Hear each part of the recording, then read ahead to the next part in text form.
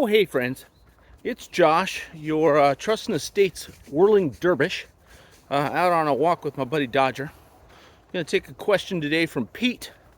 Pete in Eureka asks, what do I do if mom and dad's trust document says that dad's bypass trust following dad's death must be funded, and the only material assets of the estate are the house? Well, Pete, that problem comes up with some frequency.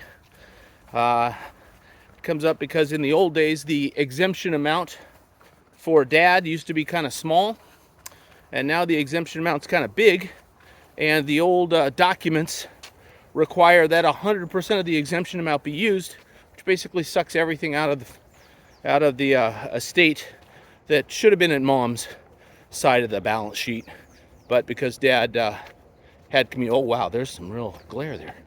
Because dad had some community property interest in the land, the house, his half must go into the bypass trust. The modern drafting convention is to have it be at the discretion of the surviving spouse, the surviving settlor. But a lot of trust docs say that because they haven't been reviewed or updated. So what do? You don't really want to take half the house and fund it into the bypass trust, which is a waste of time and money because the kids are going to get it anyway. Mom's going to live in the house anyway. But mom is in breach of trust. She doesn't do it. So what do? Well, my suggestion is you rely on a clever little tool that we have called the Notice of Proposed Action, or NOPA. And what the Notice of Proposed Action does is it says mom, the trustee, is going to make a decision. She says, I am not going to fund dad's half interest in the house to the bypass trust because it's not needed. There aren't any more estate taxes that will be paid by failing to do this.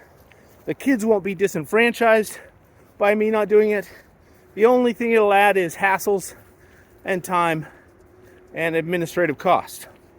And I, mom, the successor trustee in my sole discretion, I ain't doing it. Well, she sends that notice to the kids, and the kids have 45 days to object to mom's notice that she's not going to take any action.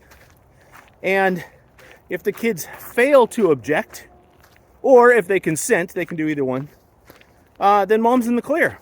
She is able to act in a way that's different than the trust that dad set up. So that's the easy workaround. The other way to do it is to actually follow dad's instructions and actually file a deed that says mom owns half of the house.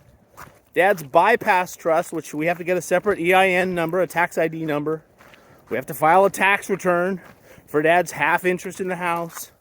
We have to decide whether mom is going to owe rent to dad's bypass trust for the house. Usually that's not necessary, but sometimes it might be.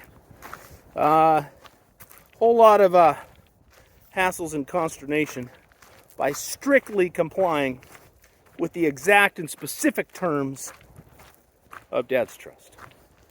So, Pete, those are your two options. Do what dad said, or go to mom and ask for a reprieve. Won't be the first time that you've done that. All right, ciao, folks. Check us out at Anados Law, or the website is trustee-help.com. Ciao.